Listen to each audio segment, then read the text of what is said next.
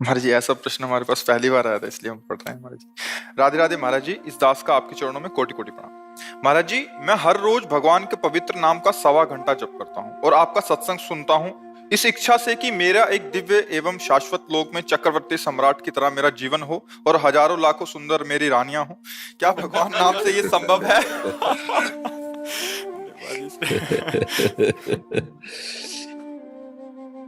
कोई बात नहीं बच्चा, धन्यवाद है। आप मेरे प्रभु से तो जुड़े ना, वो कर तुम अकर तुम अन्यथा कर तुम सर्व समर्थ है। देखो, आपको हम अंदर से बता दें, आज भी जो पत्नी पुत्र परिवार आदि के रूप में वो श्री कृष्ण ही है, पक्का समझ लेना। उनके सिवा किसी की सत्ता नहीं। वही जब अंतर ध्यान हो जाते तो हम लोग शरीरों से प्यार नहीं करते। यदि आप ऐसा मानोगे तो अपने आप को हजारों रानियों के रूप में प्रस्तुत करके आपके हृदय में बैठ के स्वयं भोक्ता और स्वयं कर्ता बन करके वो अपने आप से अपने आप में खेलते हैं। आप करो, आराधना करो, और तो अगर वो चाहेंगे तो आपकी इस आकांक्षा को पूर्ण करेंगे, नहीं आकांक्षा को गायब कर देंगे। आपको खुद लगने लगेगा नहीं नहीं मैं बड़ी भूल कर रहा था। प्यारे, आपके सिवा मुझे कुछ नहीं चाहिए, बस मैं आपको देखना चाहता हूँ, आपके संग रहना चाहता हूँ। ऐसा भी आ सकता है, क्योंकि अभी कोई तुम सिद्ध भाव वाले थोड़ी हो गए, क्योंकि ये तो पार्थिव भोग विलासिता का भाव है, नहीं है अज्ञान, जिसे अज्ञान कहते हैं। भोग विलासिता का भाव अज्ञान ही तो है ना। तो आप किसी भी, हम धन्यवाद इसीलिए शब्द दिया कि आप प्रभु से जुड़े ना। तो भगवान ने अपने 4 भक्तों को कहा है, आर्त, अर्थार्थी, जिज्ञासु और ज्ञानी। ये अर्थार्थी के अंतर्गत आता है। जो भोग विलासिता है ना, आर्त आता है संकट निवृत्ति के लिए, और अर्थार्थिक मतलब समस्त भोग विलासिता। तो धन्यवाद इसलिए दिया कि भोग विलासिता प्रभु से मांग रहे हो, इसलिए हम तुम्हें धन्यवाद दे रहे हैं। वो कोई साधक नहीं है, वो शुरू किया है भगवान से जुड़कर अर्थार्थी भाव से। तो हमारा कर्तव्य बनता है उसके उस भाव को वहां पुष्ट करके भगवान में श्रद्धा विश्वास दृढ़ कर देना। और उनका काम यह है कि जीव के हृदय से वासना का नाश करके उपासना स्थापित कर देना। इसलिए प्रशंसनीय विषय यह है कि भगवान से जुड़े, निंदनीय विषय यह है कि माया की मांग है। अब वो पूर्ण करना चाहेंगे तो ये भी उनके लिए कोई बड़ी बात है। अनंत ब्रह्मांडों की सुंदरियों का सृजन उन्होंने तो किया है, अपने आप से अपने आप में सृजन किया है।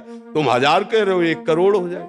पढ़ा है भागवत में, एक राजा के 1 करोड़ रानियां थी, जो बाद में वृत्तासुर के रूप में प्रगटे ना, वे चित्रकेतु ऐसे नाम, जिनकी 1 करोड़ रानियां थी। 1 करोड़, साल में 365 दिन होते हैं, कितने वर्ष में जाते होंगे भाई? 365 दिन होते हैं, तो कितनी रानियों से दिन में मिलते होंगे, कब राजकाज करते होंगे? 1 करोड़ रानियां थी। तुम्हारी कितनी इच्छा है? इनकी है महाराज जी, हजारों लाखों। नहीं, एक बोलो कि वो मतलब हजारों प्लस लाखों, तो फिर महाराज जी हजारों भी चलेगा, लाखों भी चलेगा। भगवान की विभूतियां है।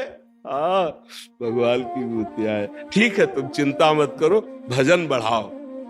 हाँ, भजन बढ़ाते रहो, नाम जप करते रहो, और ये अपनी आशा रखो तुम। हम तुम्हारी आशा को सपोर्ट करते हैं, क्योंकि किसी भी तरह से भगवान से जुड़ना, ये हमारे शास्त्रों का सार है, उसका परम मंगल हो जाता है। जिन्होंने भगवान से वैर किया उनको परम पद मिल गया, जो भगवान को मारने के लिए आए उनको परम पद मिल गया। फिर आप तो श्रद्धा से 1.25 घंटा नाम जप करते हैं और सत्संग सुनते हैं, तो निश्चित क्या पूर्ति करेंगे वो श्री कृष्ण जानेंगे। आपके अंदर शुद्ध जहां ज्ञान हुआ तो ये सब ऐसे लगेगा, ब्रह्मादिक के भोग सब विषम लागत ताई, नारायण ब्रज चंद की लगन लगे ही जाए। जो तुम मांग रहे हो ये किसी के पास बहुत होता है, और जब भगवान का रंग चढ़ता है तो ये सब बमन के समान त्याग के चल दिए। पूज्य श्री रूप जी, पूज्य श्री सनातन जी, ये एक तरह से राजमंत्री नहीं, राजा ही थे। इन्हीं के अनुशासन में, इन्हीं के आदेश उपदेश से सब काम चलते थे।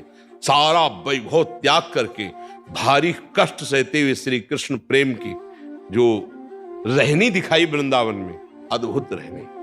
और क्या कमी थी भोग विलासता की, सब कुछ छोड़कर श्री रघुनाथ दास जी गोस्वामी कितने बड़े घर के सब कुछ त्याग करके, और कैसा जीवन, कैसा जीवन। तो हमारे श्री कृष्ण बड़े लीला विहारी है। आप नाम जप करो और ऐसे चलते रहो, और मांगो उन्हीं से, बस दूसरी की तरफ गंदी दृष्टि से ना देखना, तो फिर वो संभाल लेंगे। वो दे दे, या वो आपके भाव को बदल दे, वो या आपको स्वयं को दे दे। एक बार जरा सा आनंद स्फुरित होगा, फिर तुम्ही को कहा जाएगा कि तुम्हें मांगे थे ले लो, तो आप हाथ जोड़कर भगवान से कहोगे कि मेरी गलती को क्षमा करो।